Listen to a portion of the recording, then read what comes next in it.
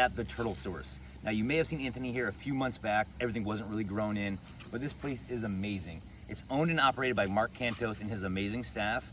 They do such a phenomenal job. You're gonna see Anthony walking around, checking out some enclosures, things like that. We're gonna be inside finding out about one of Marc's biggest, most important projects that he's been working on for over 10 years. That kind of commitment does not go unnoticed in this kind of a herpetoculture industry. These things are gonna be insane, and I can't wait for you to see them. I can't wait for you to see more of what he's done here. This place is nuts. We're bringing you with us. How pumped are you? We are beyond pumped. Don't forget to like, subscribe, comment, do all that stuff. Hit that bell. Let's get this going. We're really doing it.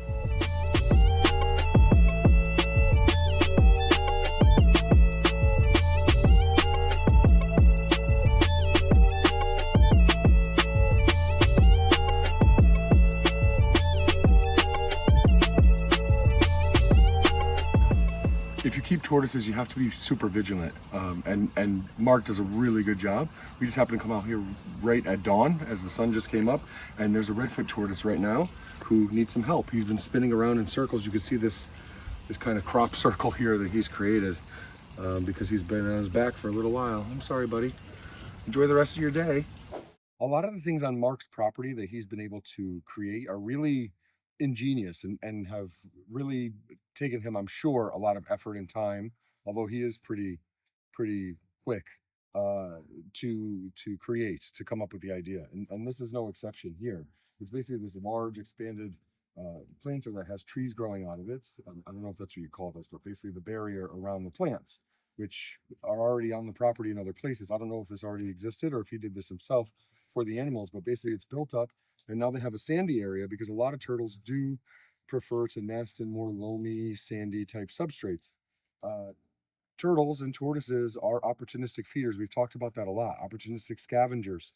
And that's why a lot of them are omnivorous, including wood turtles and redfoot tortoises that we've been looking at right now. There is a wood turtle in here right now who is dug in and kind of hiding. They're also opportunistic when it comes to finding shelter and places for nesting. So this gives them choice and variety, and this amazing ramp that uses concrete to keep it secure is a great opportunity for them to come in and get some dappled sunlight through the ramp, or also come up to this other substrate and another level as well. Really cool stuff.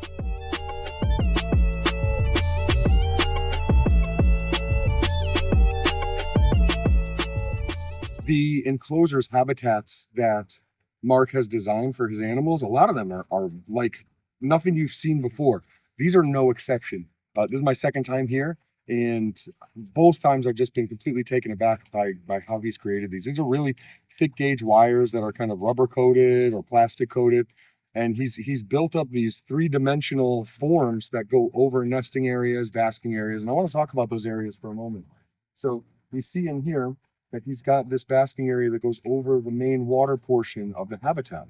Turtles don't want to bask on nesting areas. They don't want to bask on a bank unless they have to, on the bank on the side of the water.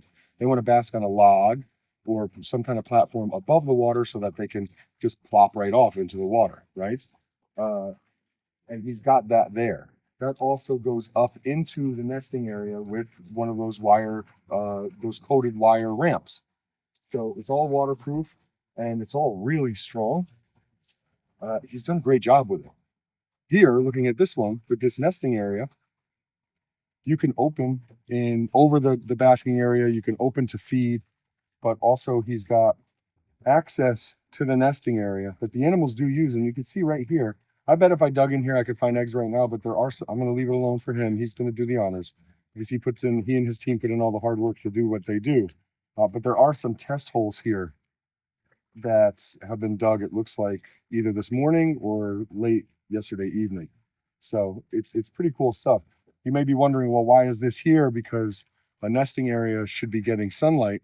This will get sunlight at different times of the day, but this will keep it from flooding and will divert the water into the tub itself and not into this tub above that's for nesting. It's really cool stuff.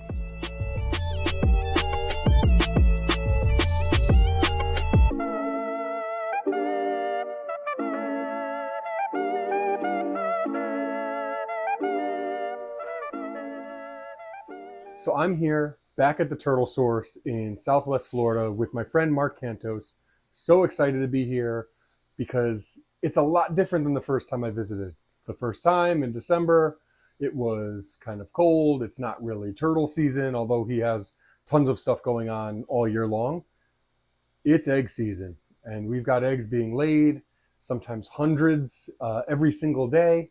And we've got tons of eggs incubating and tons of eggs hatching. So we're taking a look at some different projects that Marc has going on, and also just checking eggs because there's so many of them that it really is kind of a laborious task to just go through and see what animals are hatching out of their eggs and taking their first peek at the world for the first time, because it's very important that you get to them quickly, especially when there's this many to look through.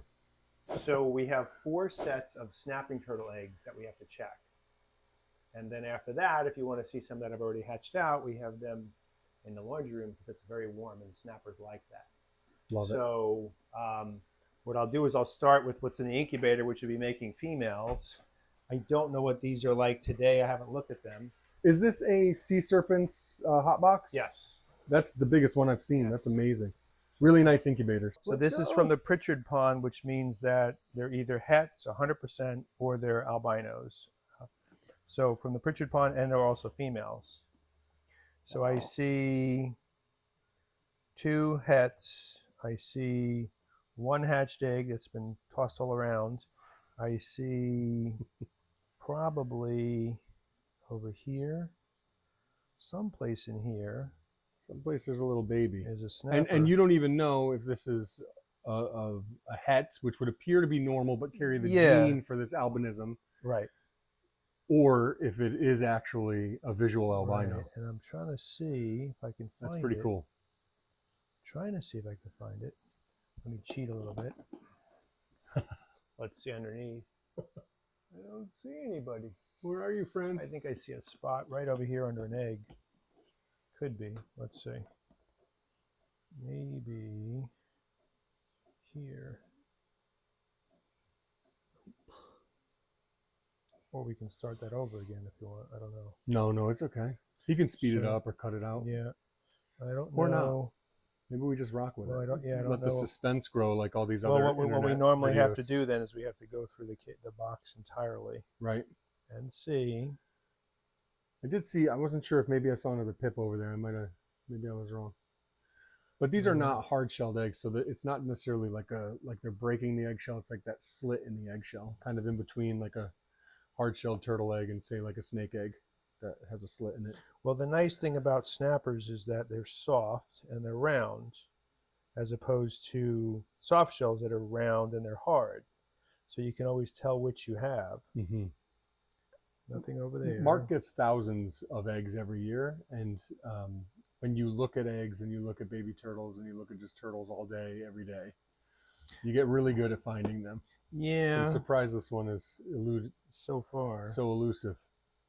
I don't have an answer for that one. Let's see. Are you sure you didn't take one out earlier and forget You the know, eggshell? it could be, but I don't normally do that. So, yeah, I don't see them. I don't know what's up with that. Well, we'll have to see what else we find. Okay, so from the Pritchard pond, named after Peter Pritchard, they're all going to be hets or albinos. Now, this is from retention pond, so it'll be 25%. 25%. And these I just dug the other day. Mm-hmm. Interesting story on these. I think I told you I had like this premonition. I woke up in the middle of the night and I'm like, well, why do they only lay in March and April? It's June. So I went out to the spot where I thought maybe there could be. And sure enough, I checked and I poked a hole and sand fell down the hole. And all these eggs were in the hole, which is kind of cool because snappers lay that flask. Yeah. They like maybe like a half or 3/4 of a gallon a hole. And then they line the bottom with their eggs. So all these are in there. These eggs were no good. Let me put a light on it so you can see. Most were good, which is wonderful because the first year I'm happy to get any good ones. You could see nothing in there. However, you got little stuff coming here. You can see the veins. Oh yeah, the veins in the so dark shadow. that one with the maybe, embryo. this one definitely. Yep. So we're hoping. And sometimes you look in there and you see nothing but a little vein. The next day it hatches. You're like, what the heck? How'd that happen? Most of the time, it'll make sense. Yeah. This one I poked when I was using the crayon to put the X's on. So I try to cover it up. Chances are Mm-hmm. it probably won't make it, but I've never had that happen before where the crayon actually broke the egg. So nothing on the female snappers. Now we'll look at the males. I have. Oh my gosh, there's more. Oh, now you're using a different incubator, of course, because we're going for a different gender. Okay, so now over here, this is the first set of males. These would be 25% albinos, if any are hatching. Down in the pen on 4.8, 24 good. Oh, Little albino, little het right there. That's awesome. on. That's too cool. And so this guy, he's ready. He's got his little belly to absorb. Yep. One of our first, I think that's the number 15 for the year. So that's a male. And I'm going to give him a little rinse. Let's see. Put him over here. And he'll sit in there for a while. And he'll go back and forth. And I'll take him there. And I'll put him over here. And I'll back and forth until they're ready to go into their permanent water. They just need to be dried up a little bit to absorb. But you can see the coloring on him in the shell.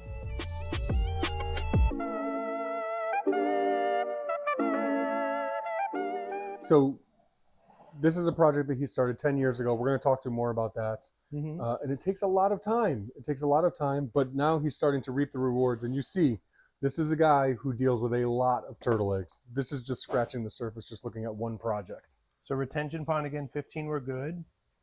We're down to 1, everybody else hatched. Yeah.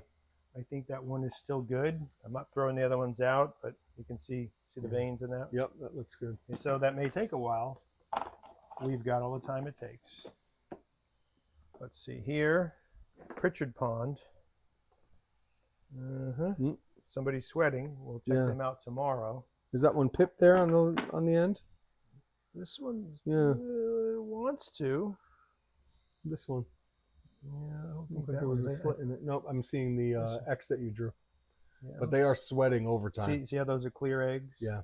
Also notice the size difference, the growth just from absorbing, the water through the vermiculite. They get bigger. They're all about the same size. They're almost perfectly uniform. Every once in a while you get an odd egg, but these are almost perfectly uniform. That one's not quite as big, but these other ones are really grown quite nicely, which suggests the turtles are doing really well in there. And again, this is their first year, so we don't expect a lot. But we've had pretty good numbers. I can't complain. Last year, we had one turtle come up and lay one bad egg. This year, we have wonderful numbers. Now, these are all late lay eggs, and I noticed that there's stuff going on, but nothing close yet in there. You can see the veins. Let's see, that one's clear. That one I can't tell. There you can see the veins. You can see the veins in there. So they may take a while longer. And again, we have time. Now, also remember, these guys are hatching in room temperature, which is 70s. The ones in the incubator hatch faster because they're accelerated. So not only are they female, but they're accelerated. So these are the albinos that we have out so far. Here is a female. Perfect. Everybody's separated by, you can tell, this little girl is doing well. They've already had a few meals, pellets every day. And I notice more than I'd like have hooked tails, but it's the first year. And the first year, you're lucky to get good eggs. In fact, a lot of the eggs are not good. And then down here we've got hets, and they're separated by sex and also percentage of het. Like the ones that are from het to het parents, they're going to be 66% hets. The ones that are het to albino parents, they're going to be 100% hets. So this is a little het male, and he is 66%. So he's got 3 chances out of 4 to be a het. But if I look over here, I can see the updated numbers. So we had 21 clutches, that many eggs. We didn't put these numbers in yet. So we're hopeful. I think we're going to probably hatch over 100. But 21 clutches that all had some good eggs in it. Right. And 632 eggs, and these are first-time layers. Everybody knows first-time layers that fecundity, that prolificness. prolificity. I don't know. Speaking of How birds, good it's they been are. a long day. How good they are. How successful they are Yeah. only goes up really exponentially when they get past that first year or two when they're new layers. And last year, the oldest females, which were the direct orders of the albino father, one of the 12 came up and laid one bad egg. This year, we've also, and those were with 2-year-old females. This year, the females were all a year older. They're 3 years old with the father. In the other pond, we have sons, 2-year-old sons and daughters. And they are now laying the bulk of the eggs. Unfortunately, it's only 25% albino, but, you know, I remember as a kid growing up in New York, digging up 88 eggs from one snapper. Might have been a gigantic snapper, you'll never know. We found it on the side of a lake. But if a snapper could lay 88 eggs, one clutch, Right. conceivably, and if you're feeding them, and if they're older and they have more maturity, they'll have better viability, better sperm, better quality eggs. Yeah, we could start them at, you know, $2,000 in albino, and in a few years they might be $199 turtles, which is great for me because I could fund a lot of projects at $199 times 1,000. Yeah. You know, if it got like that, or it might crash and burn. The market may not reflect it. You know, the other thing that we're looking at carefully is that China wants to send us all their albino babies because they're producing tons of them. But they can't send them here unless they're 4 inches to come into the U.S. Right. Who wants a 4-inch snapper? A few people. Maybe people want to breed them. But most people want to put a cool baby turtle in their tank. They don't want, you know, that bigger turtle. So the hatchlings have a little bit better place here. I hope a niche. That'll be better. And since they're all going for scientific educational export purposes only, then, you know, the hatchlings would sell. We're hoping, but we don't know. And I'm not in a hurry to rush them out the door. I want to see them thriving. I want to see them double in size, and then they could go safely out. But snappers are very durable. We're not putting them in groups like these guys here. They're all what hatched in the last few days. They're all going to get individual cages, so they don't even have a chance to bite tails. If I put common snappers together, they always bite tails. Right. No matter how many times you feed them, they bite tails. So we're not giving them the opportunity for that. And hopefully that works out. But it was an 11-year project. And as I was telling Anthony in a group gathering recently, 10 years, you're sitting there going, well, they're supposed to come out white. But until you see it, until you've been shoveling food in there for 10 years, you don't believe it until the first one did hatch was an albino. That was so cool just to see that white nose poke through. That's amazing. And you're like, oh, such an incredible feeling. 10 years. But hopefully they'll do well for us and be something that we get more known for, and from there.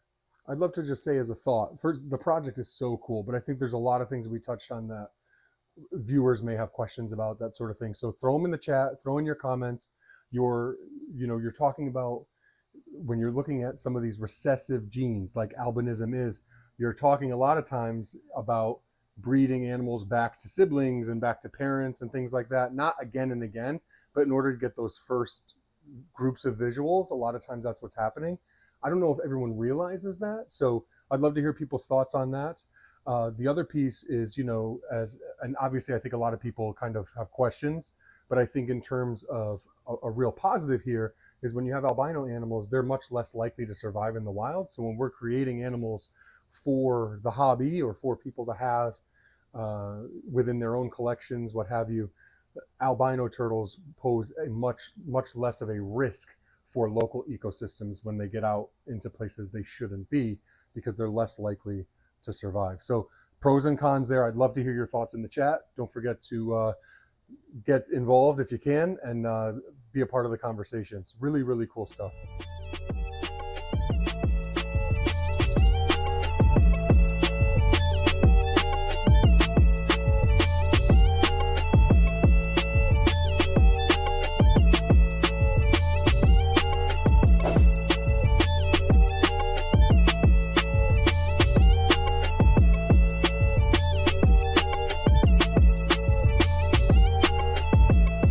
Okay, so these are super hets, which is all different stuff. You can see a few caramels hatched out. We have, Right into the water. this is either an albino red ear or an albino yellow belly. I'm not sure which. Same here. And a normal, we call super het, is probably could be het for anything because these are the byproducts of 1, 2, 3, 4, 5. 1, 2, 3, 4, 5. These are the byproducts of breeding albino yellow bellies probably a decade ago with Clive Longden. And so what he bred them to produces all of this. And that is, it's just a red ear. But sometimes you'll see yellow bellies come out as well because the original parents had everything mixed in. So that's just those. These guys are coming out. What I'd like to do is give them a preliminary cleaning. I've got 4. And I gotta get that one out of there. So you can see these guys in here, they're a lot more all about it. 1, 2, 3, 4. Now, I've only got 4. Now there's 3, 4, 5 more eggs. And what that process means is you got to find the 5, 6 more eggs. So some of these have been turned. Yep. Got to turn them right side back up. Same, you can see this. You can see these here. I can see that mark there. Okay, so now where are the 5 eggs? Where are the 5 turtles? Chances are the bulk of them are going to be right over here. Oh, of course not. Come on, guys. Here's 1. Set these back up here. And I'll clean these off with the water afterwards. I want to get the turtles out first. And this is a tedious process because every bin has its own story. Of course, you never know when that 2-headed one will erupt in your hand, or that albino, or what have you. And Right. That's the benefit of producing numbers, so many. yeah. Right, is that eventually. I've only hatched a There's one few. right here. Yeah, I've only hatched a few 2-heads ever. I had 1 North American You hatched wood, a 2-headed North American wood turtle. 2-headed North American wood, and a 2-headed Reeves. What? The wood turtle was living when it hatched, and that was it. It didn't last long. The Reeves went a couple of months, but not all 2-heads survive, and that's why 2-heads are so rare and so valuable. So I'm looking for 2 more. That's 1. Here's the other one. Here's a bonus one. Oh, that was the 6. Yeah, we were looking for the 6 actually. Bonus one. And then from these guys here, I'll rinse them off again, and just kind of get that original crazy stuff off. And these are really a byproduct too. Like, we're not actively trying to produce a bunch of these, but they're in the pond, and these guys want to come out. Easy now, boys. We'll let them sit in here for a little while, and then once they're cleaned off, they'll go with their species. But everybody has to do a preliminary cleaning. Now, part of processing the eggs is to come over here and kind of re-clean and get everybody organized again. So you put that little crayon mark in the beginning to show us right side up, and then I've got to reset all the eggs. Otherwise, if they're left turned on the side like most of these were, then they just will simply die. And we don't want that. And you can kind of see what's developing in there. As a soft shell egg develops, the white goes from the top little spot and it kind of envelops down to the bottom. You can kind of see that. It's kind of neat too. And again, they're just like snapper eggs, except these are rock hard. And the snapper eggs are actually soft. So I've got to go through all of these times a lot. So it ends up being, especially like right now when I'm short staffed, it's kind of a careful what you wish for, because you're working all year to produce eggs, and then you've got to actually dig the eggs and maintain them. We're constantly going through every day. Anytime there's bad eggs, we take them out to make sure that they're bad, but you don't want them in there helping anything else to go bad. Here's one, looks like it's pipping right now. And yeah, this is probably the one thing that we produce the least of. Ouch. Sorry, buddy. Produce the least of in a year, maybe a couple hundred. A couple hundred is the least. Yeah, I mean, there's enough commercial breeders out there doing them that I can, you know, make a phone call and have 100 tomorrow.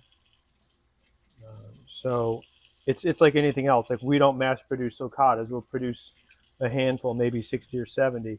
But again, there's plenty of people that produce hundreds of sulcatas, and they are like dinosaurs. So why would I produce sulcatas intentionally? We have some. Same thing with soft shells. We have some. And all of these are back. See, now these are all back to normal. You can see which way top dead center is, and the eggs are better, you know, ready to go back to hatching out. Okay, here's Eastern Painteds. Those I look got like they did all right. 2, 4, Picta, my first love. My 4, first love. 4 Eastern Painteds. 5-year-old Anthony was in love with They them. all say like made in Connecticut right on the bottom of this here. They better not.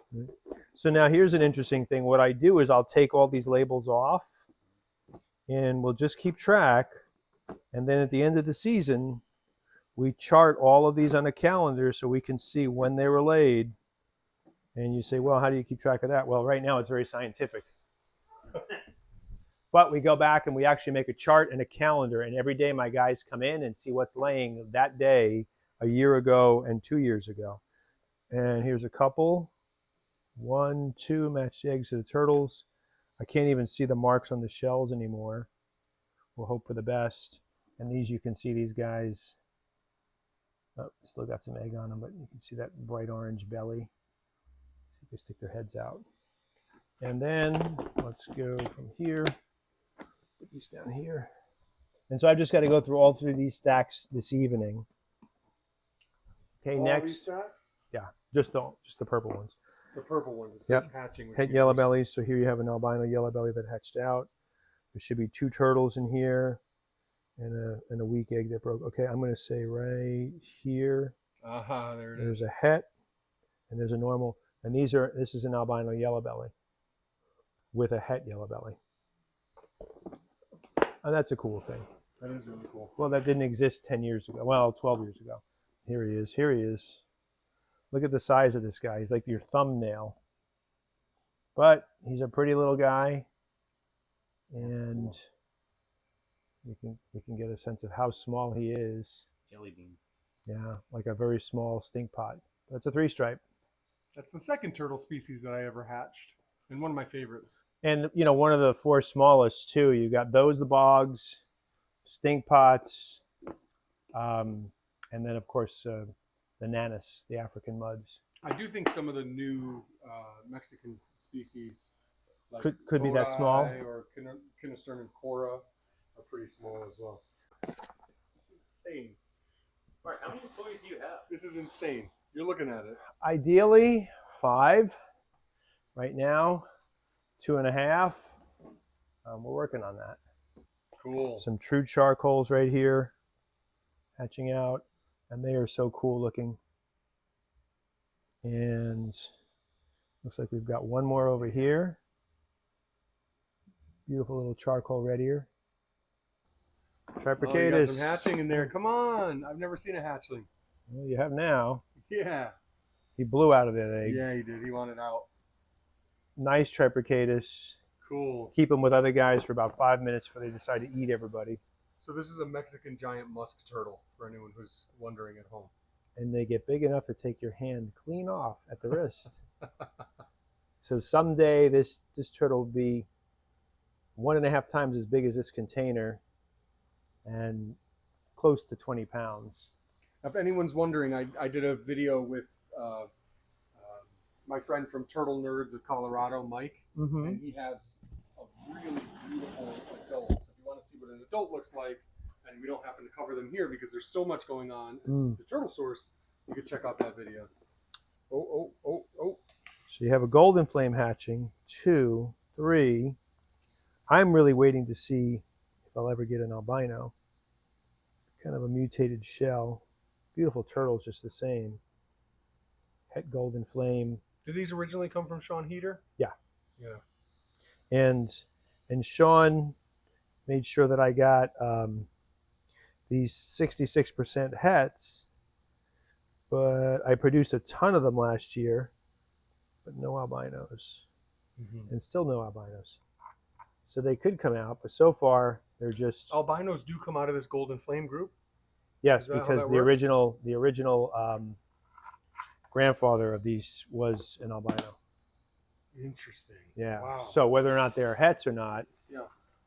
don't know. Hoping, like I said, last year I hatched over 100, and I didn't get any. But it doesn't mean I'm not going to get any this year. It would be nice, like Sean says, we'll isolate the males. But then you have to isolate the males, and you have to isolate the females, and then you have to make sure that nobody's retaining sperm, and that's a couple-year project right there. So I'm just kind of crossing my fingers and hoping, because golden flames themselves still sell well, just not anywhere near the price of an albino. Okay. So it's like painted city. Painted city. 1, 2, 3, 4, 5, 6, 7, 8, 10, 12, 14, 16, 18, 22. And more hatching now. 2. Okay, so what do we have here? So I'll put them in my hands, I'll wash them off, and then I will show you beautiful turtles. Look at those guys. Snow caps. 4, 6, 8, 10. And the interesting thing about these is that the original father of all of these is asleep upstairs getting ready for tomorrow's reptile conference, Wayne Hill. That's cool. There you go. And luckily we caught him in time. I don't see any problems with the bellies. See, that's a nice, that would have a problem if there were flies were in there type of thing.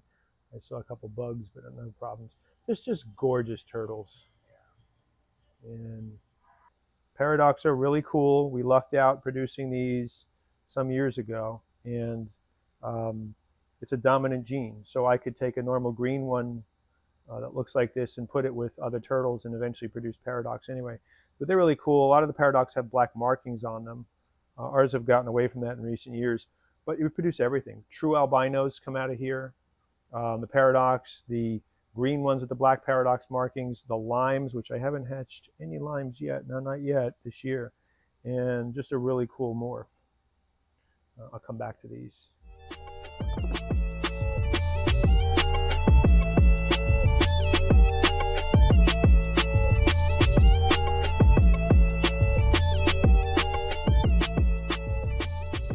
So it's late, and it's been a really, really long day. This is the same day that Kevin and I left in the morning from Connecticut and made our way here to Southwest Florida.